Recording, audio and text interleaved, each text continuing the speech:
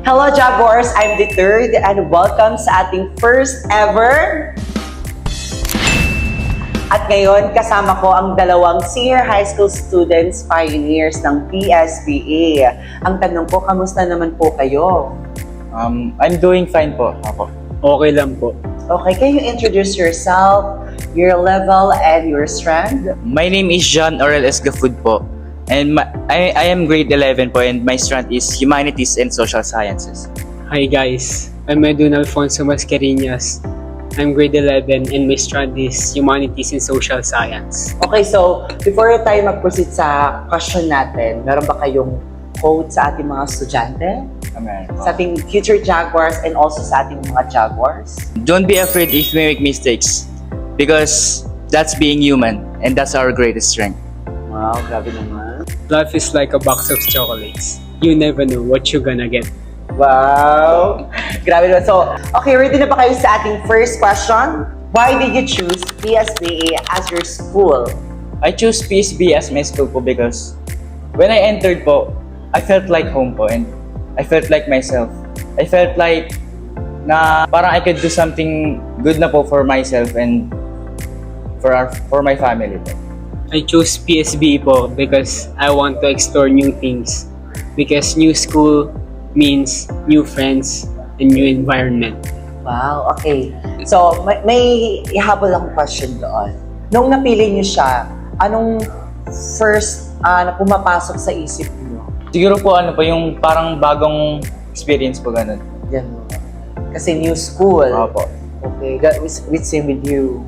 New school, kasi new environment. Opo. Yun naman talaga hinahanap ng mga estudyante. Okay, pwede ba akong malaman kung saan kayo nag-grade 10? Galing po kami sa Miriam College Aesthetic po. How about you? Pares po kami. Paras kayo galing ng Miriam Yes, College. Okay, so we are very thankful na kami ang napili nyo for your senior high school. Okay, for our next question, what's your first impression when you entered at PSBA? My first impression po when I entered PSB po is it's clean po. And dahil po nung naikot po namin yung school, yung campus po, nakita po namin na sobrang linis po yung CR, wala pong dumi kahit saan at baka hindi po rin po siya mapangay, ganun, mabaho. And yung sa gilid-gilid po, may mga basura din po everywhere na pwede pong pagtapunan ng mga Kahit saang lugar, merong basurahan. Opo. Yan din ang kaganda ng CR natin kasi parang din nasa mall, di ba? Ayos po. How about you naman? Maganda po. Kasi nung first na pumasok kami dito, sobrang approachable po ng mga tao dito sa admission. Okay, so our next question, what do you like most about being a PSBA student? Ang pinaka nagustuhan ko po dito is ang sports fest po. Kasi yung dati po namin school, wala po kami masyadong sports fest na nagpapalaro po ng basketball, ganun. And ngayon lang rin po kasi ako napaglaro ng totoong basketball po. Yung parang 5v5 po talaga kasi dati po nung bata po ako, hindi po ako nakapag-shooting lang po, ganun. So, meaning if ever since hindi ka pa nakapaglaro ng sports talaga na competition? Hindi pa po. Hindi pa. So, meaning na-experience mo yan dito lang sa PSBA, Yes, tama po ba? Apo. Grabe naman, no? Parang kami yung kasama mo kasi nakapaglaro na siya ng basketball, may competition talaga. Ikaw, nasumali ka din ba? What do you like most about being a PSBA student? Yung environment po. Kasi para sa akin, sobrang calm lang ng vibes ng school na to. Okay, so that's nice din, di ba? Bilang estudyante kasi, hinahanap din natin kung saan tayo comfortable sa mga bagay-bagay, di ba? So, isa din yung sa hinahanap ng tao, yung vibes, di ba? So, next question, what inspired you to continue studying even when it gets hard? Yung family ko po and myself po. And yung mga superheroes po na I aspire to be po, like Superman po, Spider-Man. Para sa akin po, yung mga movies po na pinapanood ko, at saka yung papa ko and my friends. Okay, next question. How do your classmates or teacher make you school life fun? Their presence po makes my experience in this school fun po because nakakasama ko po sila sa sa mga, kunwari sa mga event po na paglalaro po ng basketball, ganun, or sa mga, sa ano po, sa Mr. and Miss PSBA po. Nagkasama po kami lahat-lahat para po ma-support lang po yung, ano namin, kaibigan po namin, or So nagka-unity kayo kasi meron kayong pambato in that Opo. time sa Mr. and Meron- Miss PSBA. So May to support may you that bonding time. po kami. Yeah. So nagkaroon kayo ng bonding doon. Opo. Doon sa event na yon. Yeah, that's nice. How about you? By being there with me po. Ay, for me, with me. Tapos ano, kasi po lagi po silang kasama. Kaya parang naging comfort place ko po sila. Tapos nakakasama ko po sila sa mga kalokohan, sa mga seryosong bagay, tsaka sa iba pa po. So at least naman, naging close mo na yung mga classmates mo. Lahat naman naging close mo. Lahat ba? Naging close mo na? O may ano lang, may iba-iba ka lang pinipili or sadyang tahimik ka lang ba sa Ay, hindi. school? Open naman po ako Open ka naman. So meaning naging close mo naman sila. Okay, next question. Describe PSBA in one word. And explain bakit napiliin nyo yung word na yun. joyful po. Dahil nung pagka-entered ko po, lahat po ng mga tao dito is very friendly po and approachable. Like parang lahat po kami is magkakapatid na dahil, ayun po, parang ganun po. And maano rin po, masaya rin po yung mga events na ginagawa po. Ginagawa. For me po colorful. Kasi po pagpapasok ka sa PSBA, parang wala pong bland na kulay. Parang sobrang colorful po. Parang ang saya tignan. So yun sa mga sample lang isa pangarap, kailangan na maging colorful. Hindi dapat maging patay yung kulay. Kasi kung hindi siya buhay, parang wala lang silbi yung kulay. So dapat maging colorful. That's why yun ang napili ng kulay ng ating school. Nakakamotivate. Yes, tama, nakakamotivate. Nakakamotivate siya. Okay, next question.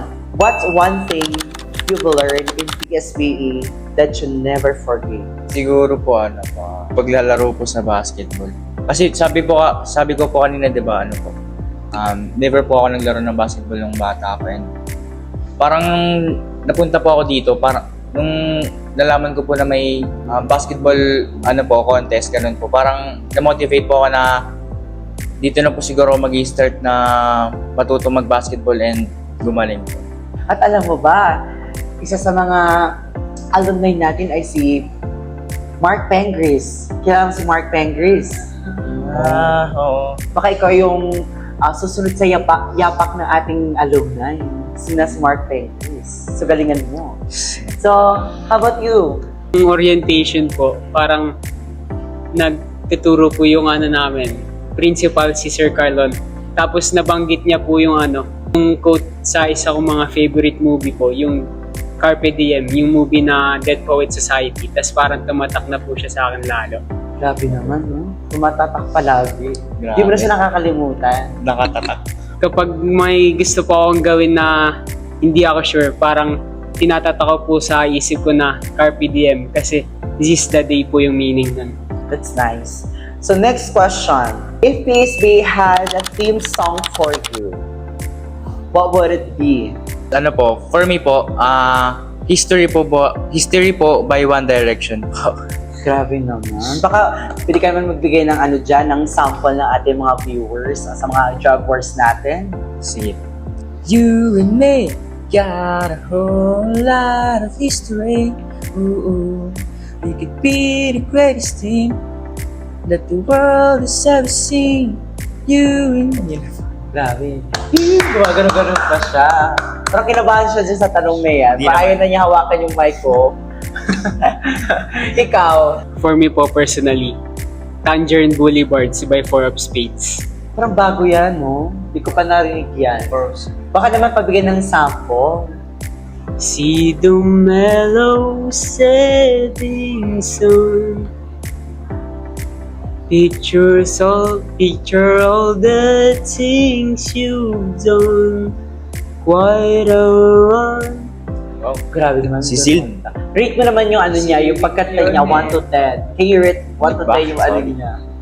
Oh, 10 out of 10 po. Ah, grabe, galing. 10 naman po, galing-galing po niya. Sa kanya po 11. Ah, Bakit naman nila?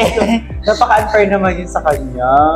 Grabe. Okay. Okay, for our last question, what your message to the students who are planning to enroll at PSPA? Ang mensahe ko po sa kanila ay mag-aral po ng mabuti, and kung mag-i-enroll po sila dito, kailangan po ngayon na dahil masaya po dito and dahil accepted po sila dito, kaya enroll na po. Nag-agree po ako sa sinabi niya. Maganda po dito yung mga tao po is friendly and approachable. Kaya madali ka po masasanay and magiging comfortable ka po agad. Yes po.